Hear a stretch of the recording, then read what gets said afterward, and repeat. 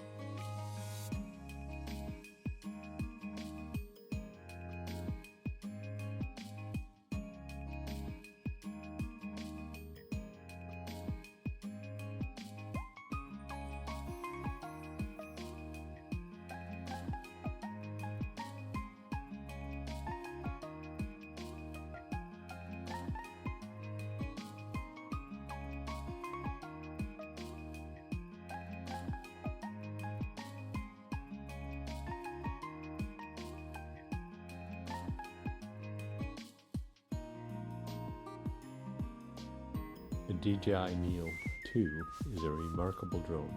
It can be flown in autonomous mode, hand gestures, voice commands, controller, RC2 or the RCN3, or with the goggles, and the motion controller or manual mode. What an amazing drone for the price, great value.